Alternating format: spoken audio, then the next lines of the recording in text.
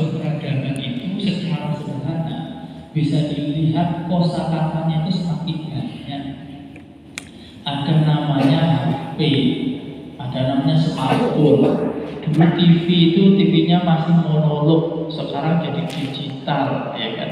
Itu kamusnya tambah tebal, Bapak Ibu, karena ada kosakata baru. Semakin banyak kosakata baru itu menunjukkan peradabannya semakin maju, ilmu pengetahuan semakin bertambah. Tetapi ternyata ketika ilmu itu bertambah,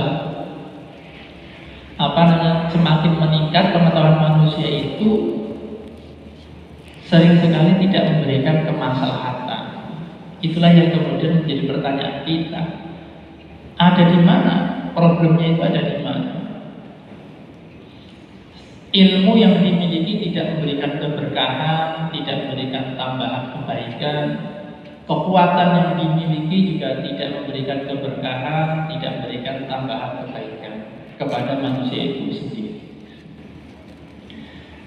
Nah, maka kemudian Allah Subhanahu wa taala mengutus para rasul untuk menyampaikan wahyu, memberikan arahan petunjuk kepada kita semuanya.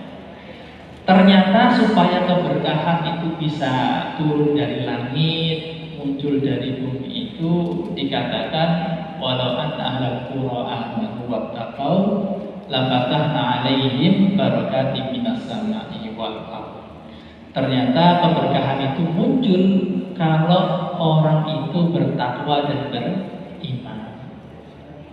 Sehingga ilmu dan kekuatan tadi kalau dipegang oleh orang yang bertakwa, ya hasilnya pasti kemaslahatan. Tetapi ketika ilmu dan kekuatan tadi dipegang oleh orang yang tidak bertakwa, orang yang tidak beriman, hasilnya adalah kehancuran. Dan itu yang kita lihat. Nah, maka disitulah terlihat penting masjid sebagai jantung peradaban itu. Posisi masjid untuk membentuk peradaban itu menjadi peradaban yang baik, peradaban yang memajukan semua manusia, tidak peduli bentuk dan golongannya, ya, apakah kulitnya mau hitam, putih, termasuk apapun agamanya. Karena Islam ini kan memberikan kebaikan untuk seluruh manusia. Tidak ada paksaan dalam agama. Nah, dalam agama kita menegaskan, mana ada kitab suci yang menegaskan la ikraha fid-din. Qad tabayyana rusydu minal ghayy. Kenapa dalam beragama itu tidak perlu dipaksa? Ya karena kebenaran sudah jelas, bagi kita kebenaran sudah jelas. Kita bermuamalah seperti biasa saja, saling memajukan kehidupan sebagai sesama manusia. Nah, hati silahkan, tidak ada paksa dalam hati. Seandainya hatinya kemudian cenderung pada Islam, kita terima. Seandainya tidak pun tidak dipaksa. Dan alhamdulillah ternyata banyak kemudian orang-orang tetap mengkonversi agamanya menjadi seorang muslim padahal tidak ada paksaan. Nah, itulah hebatnya agama kita. Nah, itulah fungsi masjid, membangun pribadi-pribadi beriman dan bertakwa. Ya termasuk tadi ya, mengingatkan pentingnya ilmu pengetahuan dan kekuatan itu juga suatu hal yang penting, karena tanpa itu kita tidak bisa membangun peradaban. Nah, tadi malam itu Bapak Ibu saya sudah coba buka-buka literatur di kita di himpunan putusan tafsir, ada tidak yang fungsi tentang masjid di sana? Ya ketemu, sehingga saya kumpulkan saja ayat-ayat terkait dengan masjid. Ya nanti mungkin bisa kita kaji bersama-sama. Semoga menjadi kebaikan dan tambahan wawasan untuk kita, mengingatkan seandainya sudah tahu. Apa itu masjid bagi kita? Pertama, dalam surah Jin ayat 18 itu disebutkan wa annal masajida lillah fala tad'u ma'allahi ahada. masjid itu milik Allah. Ya, wakafnya ke Muhammadiyah gitu kan. Secara catatan sipil, ya itu penting. Tetapi tetap itu semuanya annal masajida lillah. Semua orang boleh sholat di sini, betul ya? Semua orang boleh sholat di sini. Muhammadiyah sholat di sini, bukan Muhammadiyah juga boleh sholat di sini. Sudah tua sepuh pun boleh sholat di sini, yang masih kecil juga boleh sholat di sini. Ini semuanya milik Allah. Silahkan datang, wudhu, sholat, menyembah Allah Subhanahu Wa Taala. Yang penting fala tad'u ma'allahi ahada. Kita jangan menyeru kepada selain Allah. Maksudnya ma'allah ya hada itu menyamakan sesuatu dengan Allah Subhanahu Wa Taala. Iya, saya menyembah Allah Subhanahu Wa Taala, tetapi bersamaan dengan itu saya juga meminta kepada hal yang lain. Minta tolong kepada hal yang lain itu boleh atau tidak? Nah, itu berdasarkan konteks ya Bapak Ibu ya. Di dalam Al-Quran itu ada dua konteks kalimat atau konteks kata yang menyebutkan atau diterjemahkan dengan istilah tolong. Pertama, ista'ana yasta'in, isti'anah. Iyyaka na'budu wa iyyaka nasta'in. Dalam hal minta tolong, dalam arti isti'anah, itu hanya kepada Allah Subhanahu wa Ta'ala, tidak boleh kepada yang lain. Tetapi dalam konteks ta'awanu 'alal birri wat taqwa wa la ta'awanu 'alal itsmi wal 'udwan, maka tolong-menolong di sini itu antar sesama manusia. Sehingga tolong-menolong itu ada yang hanya kepada Allah, ada yang antar sesama manusia. Maka memang kemudian yang menjadi kewajiban kita harus bisa membedakan mana yang menjadi wilayah Allah atau domain Allah, mana yang menjadi domain atau wilayah manusia. Gitu. Kalau umpamanya pengajian kemudian belum mendapatkan snack, itu tentu wilayah manusia. Tidak mungkin ibu berdoa karena belum dapat snack, ya Allah saya belum dapat snack.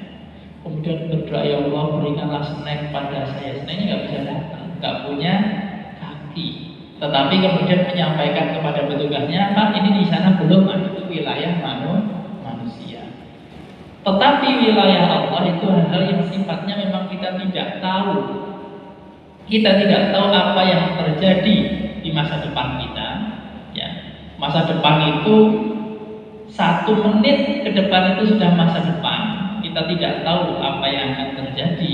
Apalagi kemudian 1 jam, 1 hari, 1 minggu ke depan kita tidak tahu, termasuk di akhir. Nah itu menjadi domain Allah. Maka kita senantiasa minta tolong kepada Allah apapun yang menjadi domain Allah Subhanahu wa Ta'ala. Jadi itu nanti mungkin perlu perenungan. Nah ini termasuk wilayah Allah atau wilayah manusia. Seandainya ini wilayah Allah, ya sudah dipasrahkan pada Allah, berdoa kepada Allah, minta tolong pada Allah Subhanahu wa Ta'ala. Seandainya ini merupakan wilayah manusia, kita upayakan. Karena yang menjadi tugas kita itu ya hanya berupaya terus-menerus saja, berusaha terus-menerus sampai nanti pada akhir ajal menyebut kita, waktu kita habis berarti selesai. Nah, jadi fala tatumallahi ahada, jangan menyeru kepada selain Allah. Dalam hal ini maksudnya membersamakan Allah, menyamakan Allah dengan yang lain, itu tidak boleh di masjid ini. Jadi minta tolong hanya kepada Allah dalam konteks isti'anah, ya tidak kepada yang lain. Tetapi kalau ta'awun itu memang antar sama manusia, itu beda konteksnya. Ya itu pertama, masjid milik Allah, maka masjid itu adalah tempat ibadah yang inklusif, terbuka untuk siapa saja kita terbuka. Dan ini seharusnya mengajarkan kepada diri kita sebagai warga Muhammadiyah itu warga yang terbuka terhadap siapapun. Tidak kemudian ketika dia bukan Muhammadiyah menjadi sinis atau apa, tidak. Ya kita sama-sama sholatnya sama, kiblatnya sama, sama-sama orang Islam. Kita sama-sama manusia yang menginginkan kebaikan. Mana ada manusia tidak menginginkan kebaikan? Ya sudah, walaupun berbeda agama pun kita tetap hidup bersama, sesama manusia dalam konteks kemanusiaan. Jadi yang pertama. Lalu yang kedua, saya dapati dari surah Al-Baqarah 125 bahwa masjid itu tempat ibadah khusus. Nah ini kalau ada tempat ibadah khusus, ya karena di kita itu dikenal ada namanya ibadah umum. Masjid adalah tempat ibadah khusus. Wa idh ja'alna al-baita mathabatan lin-nasi wa amna wattakhidhu min maqami Ibrahim musalla. Wahidna ila Ibrahim wa Ismaila an-tahhira baitiya lit-ta'ifina wal-'akifina wa ruk'is sujud. Jadi ini menunjukkan bahwa perintah kami jadikan rumah itu, maksudnya al-bait, kalau melihat konteks sejarahnya tentu itu namanya Masjidil Haram ya, sebagai tempat berkumpul dan tempat yang aman seharusnya. Artinya apa? Itu yang harus kita upayakan. Masjid itu tempat yang aman. Pernah tidak terjadi di masjid konflik? Pernah. Jadi di Masjidil Haram pun pernah ada yang ngaku Imam Mahdi. Saya dulu waktu kuliah S3 itu diceritakan sama salah seorang pengajarnya, dia seorang profesor ahli hadis. Dulu juga sekolahnya di Madinah, beliau bercerita waktu beliau belajar di sana sekitar tahun 70-an ada yang ngaku jadi Imam Mahdi. Dan itu tidak hanya satu kali Bapak Ibu. Karena Imam Mahdi itu kan itu termasuk yang gaib kan, ngaku. Nah akhirnya karena ngaku dia nyari-nyari pengikut, kemudian mau merebut Masjidil Haram. Akhirnya malah jadi tembak-tembakan. Korbannya ya lumayan. Oh ini di masjid untuk menjadi tempat tembak-tembakan.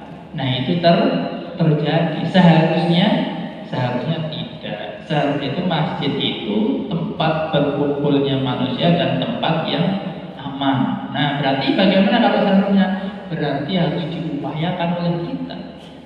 Kita upayakan supaya masjid itu menjadi tempat yang aman. Masjid juga tempat untuk orang yang sholat, orang yang ruku, orang yang sujud. Termasuk kalau di Masjidil Haram untuk orang yang tawaf juga di sana. Nah itu masjid. Maka masjid ini tempat ibadah khusus.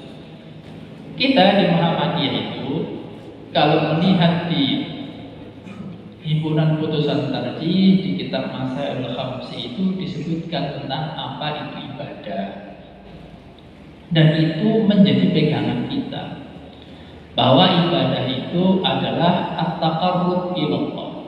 Segala bentuk mendekatkan diri kepada Allah Subhanahu wa taala itu ibadah.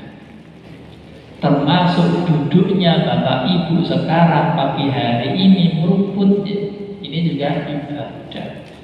Karena saya tadi dari bangun 8 perasaan habis subuh cepat sekali sudah jam 5. Siap-siap sudah jam 5:04, alhamdulillah masih sampai. Berumput Bapak Ibu ke sini itu juga dalam rangka ibadah. Semua at-taqarrub ilallah itu ibadah. Bagaimana caranya kita taqarrub ilallah? Dibagi menjadi 3. Bimtithali awamirihi wa ijtinabi nawahihi wal amali bima adina yusyar. Ini ibadah di kita itu ada 3 ini.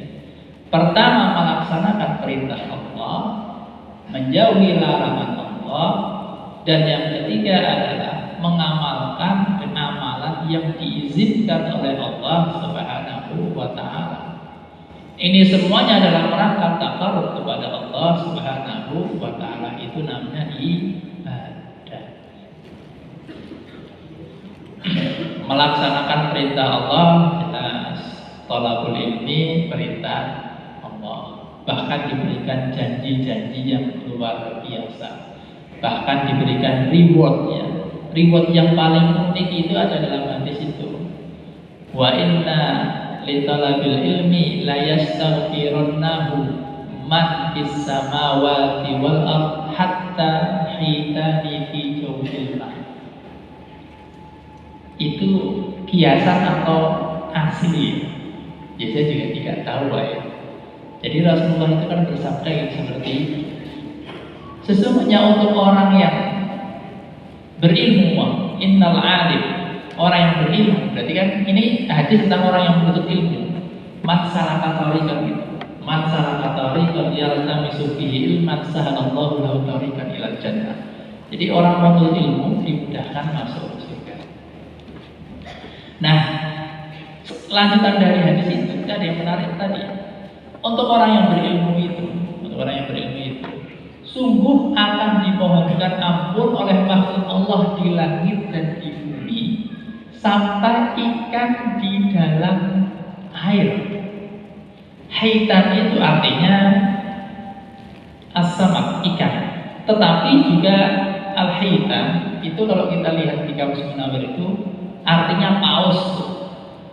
Jadi sampai ikan paus pun itu memintakan ampun kepada orang yang berilmu. Itu kalau Bapak Ibu kira-kira itu kiasan atau asli itu. Nah, wallahu a'lam. Tetapi itu merupakan sebuah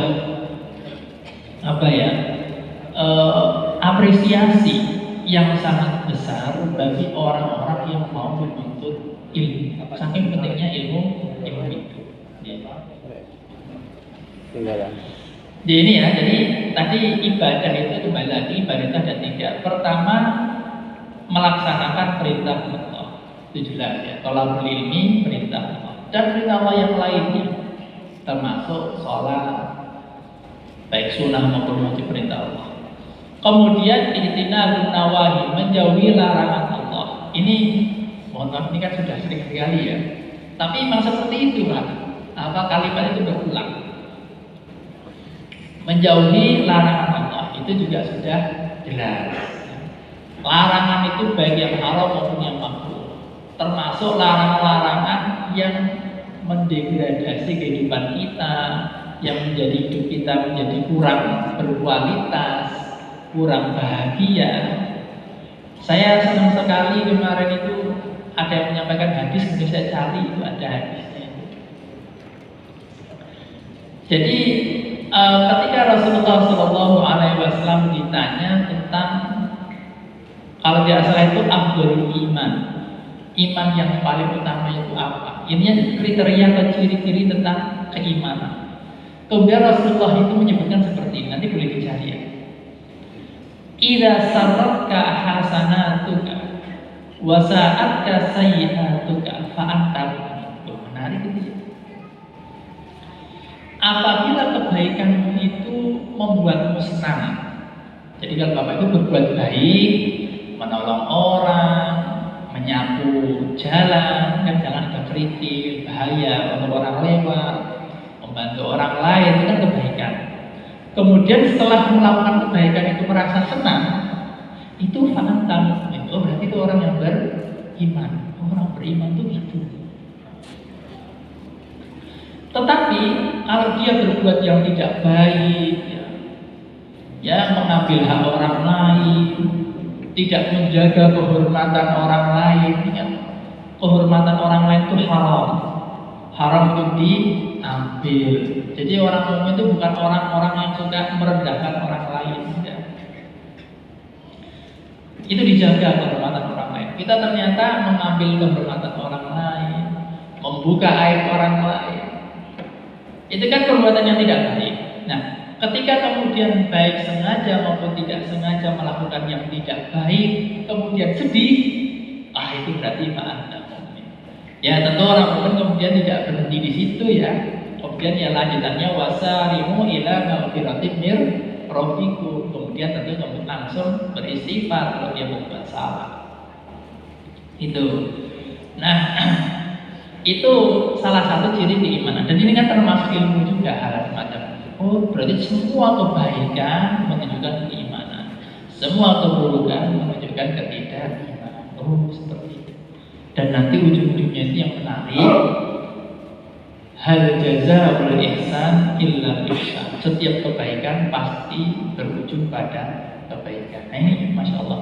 Coba, kalau ilmunya seperti ini kan pasti manusia nggak bakal seperti apa yang disebutkan malaikat tadi.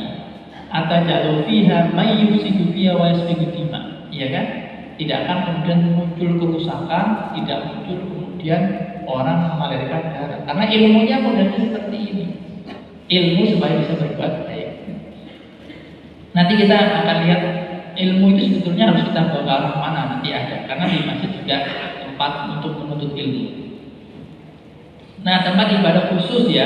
Nah, tadi ibadah ada imtithal awamir wa ijtinabun nawahi secara umum. Terus pokoknya kebaikan itu diperintahkan Allah, keburukan dilarang Allah Subhanahu wa taala. Dan semuanya itu bayyin. Halal itu bayyin, haram itu bayyin. Jelas semuanya. Nah, yang ketiga ini yang menarik dalam pembenahan keputusan terji. Karena taqarrub ilallah itu ternyata ada yang modelnya wal amali bima adina bi syari. Inilah yang disebut ibadah umum di kita. Semua amalan yang memang Allah izinkan itu juga termasuk ibadah. Dan ternyata kalau kita renungi, oh iya betul, memang manusia itu fakir, butuh. Manusia itu butuh untuk istirahat, manusia itu butuh untuk makan, ya manusia itu butuh untuk tempat ngobrol ibu ya. Manusia itu butuh untuk kalau bapak-bapak yang ngopi pagi hari.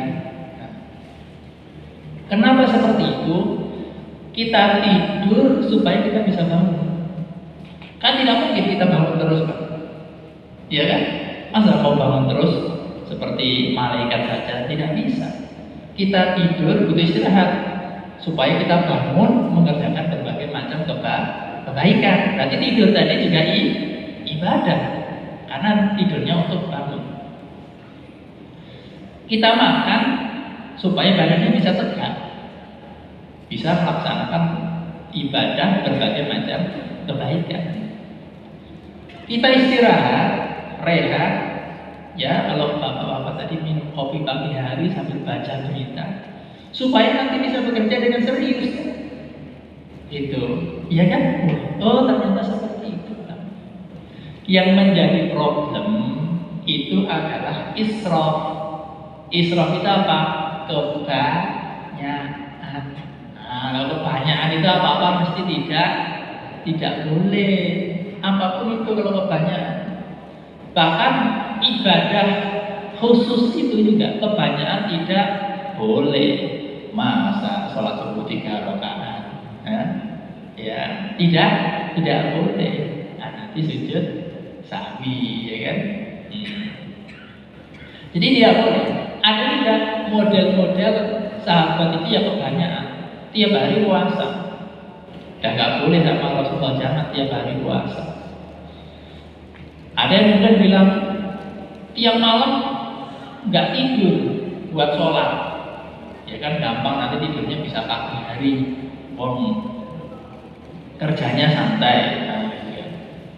Ada yang bilang, nggak mau menikah sama saya, nanti repot. Sekarang kan punya anak ya, anaknya nanti lari ke sana ke sini ya. Rasulullah menyatakan bahwa saya adalah yang paling bertakwa di antara kalian. Tapi saya sholat malam juga istirahat, saya puasa juga tidak puasa, saya juga menikah. Nah artinya bahkan ibadah khusus pun tidak bisa berlebihan. Sehingga bagus sekali pernyataan Salman Al-Farisi itu ya, ketika beliau menyatakan seperti ini, inna li rabbika 'alaika haqqan wa inna li nafsika 'alaika haqqan wa inna li ahlika 'alaika haqqan fa'ti kulladzi haqqin haqqan. Oh ini menarik sekali. Memang Allah itu punya hak atas diri kita. Memang diri kita punya hak atas diri kita. Keluarga kita pun juga punya hak atas diri kita. Maka berikan hak kepada yang berhak. Jadi proporsional, kita upayakan yang adil. Nah ini masya Allah, kalau ilmu seperti ini insya Allah barokatim minas samai wal ardh. Jadi harus adil, tidur, bangun, istirahat, kerja serius. Nah itu silahkan kemudian dibuat supaya tidak israf. Wa'kulu washrabu wala tusrifu, itu menjadi pegangannya. Jadi masjid menjadi tempat ibadah khusus, inklusif, siapa saja silahkan datang ke masjid untuk sholat. Jadi kalau maunya ada masjid kok dibatasi hanya kelompok saya saja, itu kita pastikan mesti tidak betul. Berarti ganti saja menjadi warga Muhammadiyah, inklusif itu. Nah masjid itu ketiga, masjid itu menjadi tempat aktivitas orang-orang yang beriman. Jadi termasuk aktivitas kita itu ya di masjid. Nah nanti ada di situ bahkan ya. Orang olahraga itu juga di masjid. Innama ya'muru masajidallah man amana billahi wal yawmil akhir wa aqama as-salata wa ata az-zakah wa lam yakhsha illallah. Sesungguhnya masjid itu hanya dimakmurkan oleh orang-orang yang beriman pada Allah dan hari akhir, mendirikan sholat, membayar zakat, tidak takut kecuali Allah Subhanahu wa ta'ala. Fa'asa ulaika ayyakunu minal muhtadin. Ya mudah-mudahan mereka itulah yang menjadi orang-orang yang mendapatkan petunjuk. Jadi masjid ini tempat aktivitas orang yang beriman. Nah aktivitasnya seperti apa? Banyak. Aktivitasnya seperti menuntut ilmu pagi hari ini. Wa ma ijtama'a qaumun fi baitin min buyutillah yatluna kitaballah wa yatadarasuna bainahum. Nah itu di masjid. Tidaklah berkumpul sebuah kaum di masjid dari masjid-masjid Allah yatluna kitaballah, membaca Al-Qur'an seperti kita pagi hari ini. Wa yatadarasuna bainahum, kemudian diuraikan tadi Al-Quran. Nah itu illa nazalat alaihimus sakinah wa ghasyatuhur rahmah wa hafathul malaika wa dzakarahumullahu fi man indah. Nah itu keutamaannya. Sakinah, ketenangan turun, rahmat turun, malaikat menaungi, Allah menyebut nama-namanya. Nah itu aktivitas ibadah, menuntut ilmu, termasuk melatih skill juga di masjid boleh. Jadi silahkan nanti di masjid untuk melatih skill ya. Jadi anak Aisyah radhiyallahu anha pernah berkata, laqad ra'aitu Rasulullah sallallahu alaihi wasallam yawman ala babi hujrati. Saya pernah melihat Rasulullah sallallahu alaihi wasallam itu pada suatu hari itu berada di pintu kamarku, di pintu kamarnya Aisyah. Melihat seorang Habsyah, wal Habsyah yal'abuna fil masjid, dan ada orang Habasyi, orang kulit hitam itu bermain di masjid. Wa Rasulullah sallallahu alaihi wasallam yasturuni biridaihi. Rasulullah kemudian menutupiku dengan selendangnya. Jadi ditutupi, mungkin belum pakai hijab atau apa ya, tutupi tidak kelihatan. Ungdur ila la'ibihim, lihatlah pada permainan mereka. Nah ini kalau tidak salah permainannya ini permainan tombak atau apa. Jadi intinya ini melatih skill yang bermanfaat pun juga dilakukan di masjid. Cuma memang Bapak Ibu, kita jangan berpikir sama masjid kita sekarang dengan masjid Rasulullah Sallallahu Alaihi Wasallam. Yang pasti masjid Rasulullah Sallallahu Alaihi Wasallam pada waktu itu tidak tingkat, belum tingkat, nggak mungkin yang tingkat kan. Lalu yang kedua belum keramik. Jadi masjidnya nggak seperti ini, apalagi ada karpetnya amat gitu kan, tidak. Jadi masjidnya itu masih tanah, ada tikernya itu memungkinkan, karena tiker itu sebuah kerajinan tradisional yang sangat memungkinkan dengan daun-daun yang sudah ada pun bisa dianyam ya, itu memungkinkan sekali. Tapi alasnya alas tanah, kalau tidak kerikil, masih semacam itu. Sehingga kalau mamanya melatih skill dalam hari ini berlatih sesuatu, yaitu memang di atas tanah. Mungkin masjidnya kan besar ya, pembatasnya gitu. Termasuk masjid itu aktivitasnya apa? Untuk pelayanan kesehatan dan sosial. Jadi ketika perang Khandaq itu usiba Sa'dun yaumal Khandaq. Saat itu pada perang Khandaq itu tertimpa luka. Ramahu rajulun min Quraisy, dia terpanah oleh seseorang laki-laki dari kalangan Quraisy. Yuqalu lahu Hibban ibn al-Ariqah. Dikatakan nama yang memanah itu namanya Hibban. Ramahu fil akhal, beliau terpanah di bagian lengan, yang sekitar sini mungkin, jadi terpanah. Gitu. Nah kemudian Darabat Nabi Sallallahu Alaihi Wasallam khaymah, daraba khaymah, membuat kemah fil masjid, di masjid, liya'udahu min qarib, sehingga dia bisa mengunjunginya lebih dekat. Nah jadi ternyata zaman dulu sudah ada tenda untuk orang sakit, dan itu di masjid. Jadi mungkin berawal dari masjid, kemudian ada klinik, kemudian ada rumah sakit dekat dengan masjid, ada kemudian di sini mungkin belum menjadi tradisi ya. Tapi kalau di Mesir itu biasanya di sampingnya ada tempat futsal, ada tempat tenis, itu juga ada di lingkungan masjid. Nah itu nanti ya bisa menjadi pemikiran kita juga. Ini tadi seperti itu, menjadi tempat aktivitas orang yang beriman. Nah itu masjid.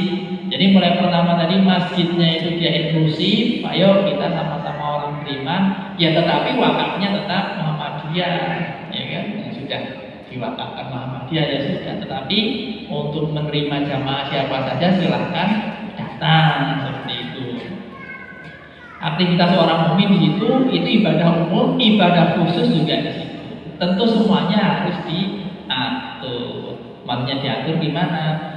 Masa ketika azan masih ada yang rame di bawah dan lain sebagainya, itu menjadi hal yang tidak baik. Harusnya atur saja. Ini sudah waktunya